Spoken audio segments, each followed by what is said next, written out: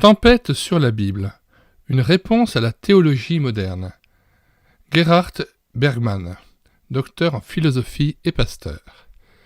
Ouvrage de 1970, paru au Centre de diffusion des bons semeurs. Collection Épée numéro 1. Un mot au lecteur.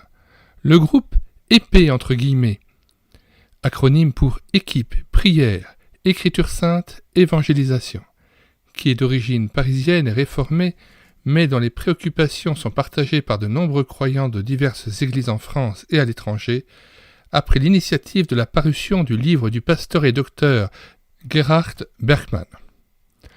Œuvre de foi et de bonne foi, populaire dans le meilleur sens du mot, le livre de Gerhard Bergman nous paraît apporter une contribution importante à la réflexion nécessaire vis-à-vis de Rudolf Bultmann et de la crise de la conscience chrétienne qu'il a très largement contribué à formuler, voire à précipiter. Avant de lire l'introduction, nous voudrions signaler que nous avons mis dans les commentaires de cette vidéo le lien de téléchargement de cet ouvrage, ainsi que son plan précis et détaillé. Le téléchargement se fera à partir du site internet médiathèquechrétienne.fr, site que j'ai créé en synergie avec cette chaîne YouTube Elle écouter sa parole, afin d'assurer une réédition numérique des ouvrages chrétiens épuisés et non réédités. C'est pourquoi nous vous invitons à vous rendre sur la page d'accueil de médiathèquechrétienne.fr, sur le site internet médiathèquechrétienne.fr, et de regarder les centaines d'ouvrages que nous avons réédités numériquement. Ils sont à votre disposition gratuitement. Lecture de l'introduction de cet ouvrage de Gerhard Bergman, Tempête sur la Bible, une réponse à la théologie moderne. Jésus-Christ dit « L'Écriture ne peut être anéantie » Jean 10, verset 35. Paul confesse « Je crois tout ce qui est écrit » Acte 24, verset 14. Pierre témoigne « Nous ne suivons pas des fables habilement conçues » 2 Pierre 1, verset 16. Dites-nous donc, peut-on croire encore à l'autorité de la Bible ? La théologie moderne ne l'a-t-elle pas définitivement ruinée ? Pour beaucoup, les histoires bibliques sont tombées dans le domaine du folklore ou du roman. Nous nous entretenions de ces questions qui préoccupent beaucoup d'hommes qui pensent. Mon interlocuteur poursuivit gravement. Il y a encore une chose qui me paraît essentielle. Si vous écrivez sur le thème brûlant de la Bible, utilisez un langage que nous, simples laïcs, puissions comprendre. Ainsi me parlait un fonctionnaire retraité en me confessant son angoisse en face de la théologie moderne. Dans son anxiété, il avait été jusqu'à s'adresser par écrit au grand maître de celle-ci, le professeur Bultmann. La lettre resta sans réponse. Nous ne voulons pas faire le moindre reproche à ce sujet au professeur Bultmann, que quantité de tâches assaillent bien certainement, mais le fait est révélateur du désarroi de beaucoup de gens qui cherchent désespérément à voir clair dans ces questions confuses. À combien d'hommes la critique biblique a-t-elle fait perdre la foi ou passer des nuits sans sommeil ? Elle veut pourtant pénétrer dans les paroisses et dans les écoles. Le rédacteur en chef de la chronique théologique du Sonntagsblatt de Hambourg est le docteur en théologie Heinz Ernst. C'est un représentant de la théologie moderne, terme que nous espérons éclaircir au cours des pages suivantes. Dans le numéro de Noël 1960 de cette feuille très répandue, il écrivit un article ayant pour titre « Le Fils et les Fils », au cours duquel il diffusa des vues opposées aux Saintes Écritures, faisant part au lecteur de ce qui suit. Les témoignages du Nouveau Testament ne laissent aucun doute à ce sujet. Jésus était un véritable homme et non un être céleste. Cette expression « être céleste » est caractéristique du vocabulaire de la théologie moderne qui déforme l'enseignement biblique pour faire mieux passer son reniement de la filiation divine de Jésus. Zarnt écrit au sujet de la personne de celui-ci. Rien de suprahistorique, rien de surnaturel ou de miraculeux ne joue là. Et tous, d'un bout à l'autre de l'Allemagne, ont pu lire cela. La théologie moderne veut pénétrer dans les paroisses et dans les écoles. Dans le même Hamburger Sonntagsblatt de mai 1962 paraît un article sous la plume d'un autre auteur, Éducation en vue d'une foi raisonnée. C'est un programme que nous approuvons pleinement. Mais le sous-titre de l'article fait connaître ce qu'il faut entendre par foi raisonnée. Il est ainsi conçu « Critique biblique à l'école ». L'article pose une exigence. Dépasser la foi naïve. Pour cela, les appuis nécessaires peuvent être obtenus par le concours de la théologie contemporaine. Et nous lirons plus loin, il nous faut finalement dépasser l'opposition entre la foi et la théologie, si nous ne voulons pas que la foi de beaucoup de jeunes devienne insipide.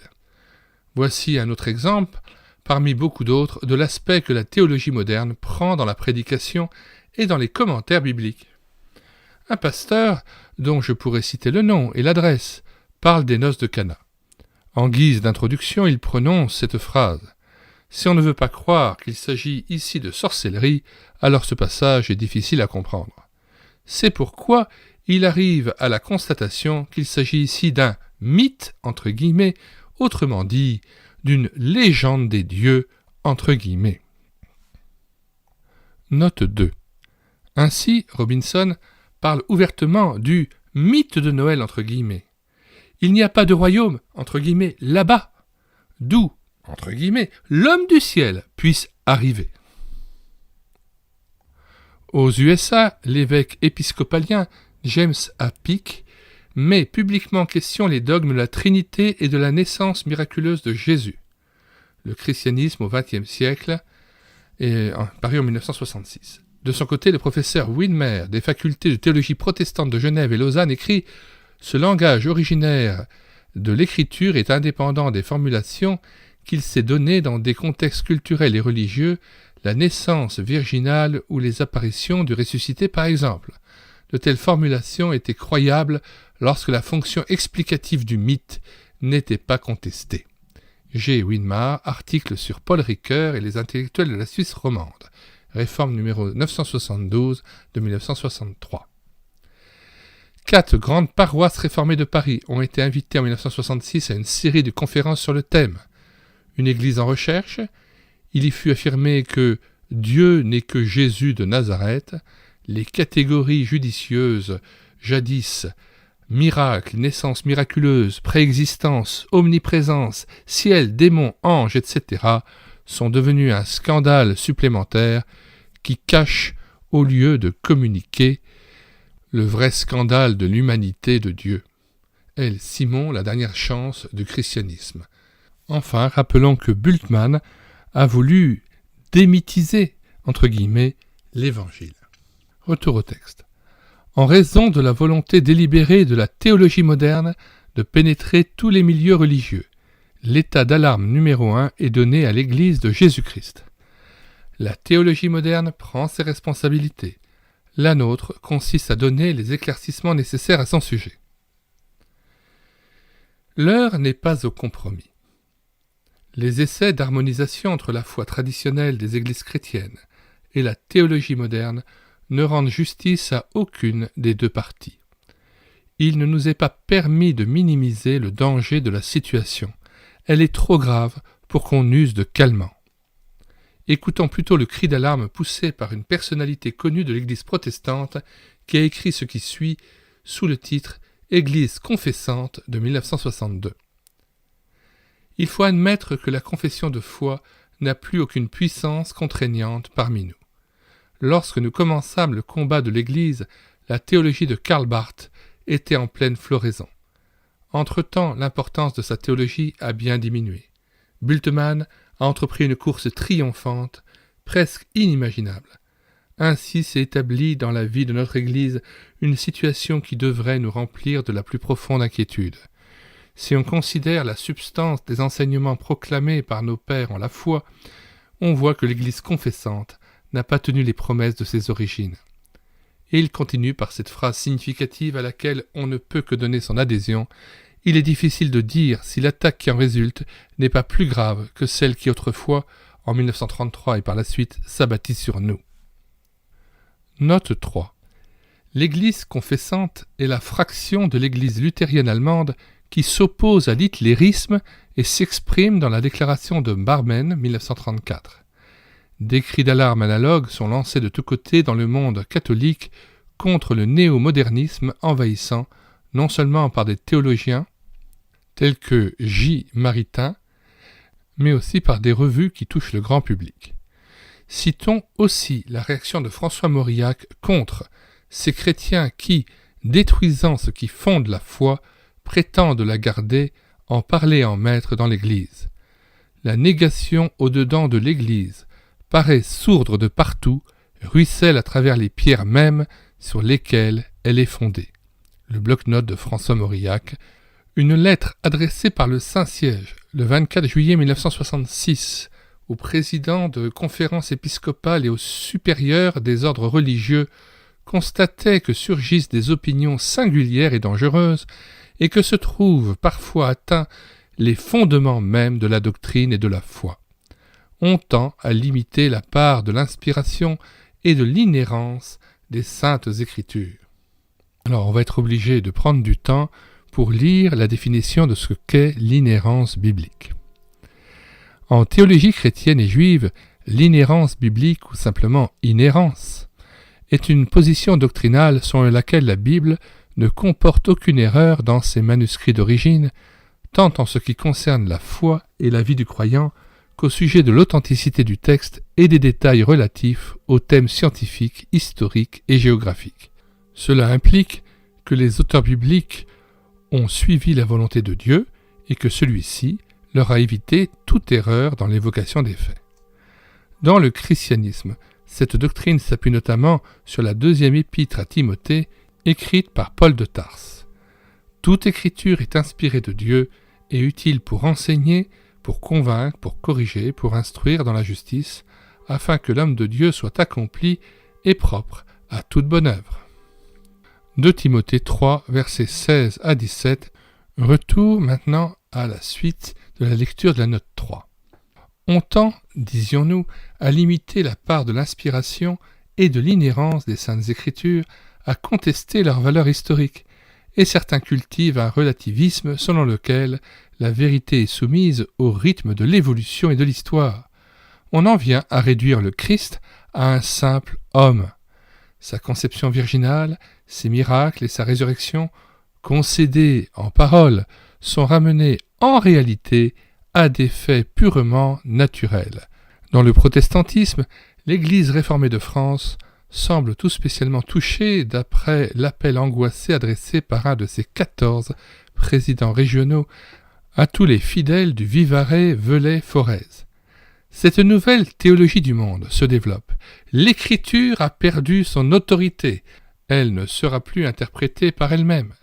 Elle passe au crible destructeur et, c'est mon avis parfaitement erroné, de la mythologie et de la biologie, ceci pour rendre la Bible accessible aux hommes modernes. Mais une Bible dépouillée de ses miracles, de son histoire sainte, une Bible dont on a tiré un message concentré qui est aussi fade que tous les jus synthétiques provenant d'outre-Atlantique. Ce sont des problèmes fondamentaux, car ils engagent l'avenir de l'Église et sa fidélité à l'Évangile. L'heure est grave. Fin de la lecture de la note 3 et retour au texte. Ne nous berçons pas de paroles rassurantes. Ce sont les fondements mêmes de l'Évangile qui sont mis en question. Avec les meilleures intentions. Si nous nous séparons vigoureusement de la théologie et de la critique biblique actuelle, nous soulignons pourtant que les théologiens modernistes, Bultmann et ses élèves, sont remplis d'excellentes intentions. Ils ont le louable souci d'offrir à l'homme moderne des ponts qui le conduisent à la foi. Le tragique de la situation, c'est qu'ils ont bâti leur apologétique à coups de concessions ruineuses. Ces ponts impraticables mènent à des églises vidées de leur substance vitale. La sincérité de ces nouveaux défenseurs du christianisme n'est pas en cause. L'enfer, dit-on, est pavé de bonnes intentions. Le propos de ce livre. Fournir une documentation sérieuse sur la théologie moderne. Ouvrir le dossier du procès qu'elle fait à la Bible. C'est de cette préoccupation qu'est né cet essai. Il se fixe une quadruple tâche. 1. Étudier les bases de la théologie moderne et les motivations profondes de son attitude à l'égard des écrits bibliques. 2. Essayer de dissiper les malentendus et les confusions si répandues au sujet de l'autorité des Saintes Écritures. 3. Par le développement de ce premier et de ce second point, il espère pouvoir apporter une contribution modeste à la clarification des idées et aussi à la compréhension mutuelle entre conceptions théologiques ou philosophiques qui s'affrontent. 4. Son ultime ambition serait d'aider un peu les églises chrétiennes à dire à l'avenir, comme elles ont su le faire par le passé avec une grande joie authentique, un oui sans faille à l'Écriture sainte. L'Église de Jésus-Christ n'a pas le moindre motif d'avoir des complexes si elle passe pour arriérée entre guillemets à cause de sa crédulité entre guillemets vis-à-vis de la Bible. Elle n'a pas à être sérieusement attristée par des reproches subjectifs tels que ceux de naïveté, d'esprit simpliste, primitif et non scientifique. Acceptons ces épithètes avec sérénité et sans rancune. Nous souhaitons réussir à exposer ces 4 points d'une façon qui soit à peu près satisfaisante.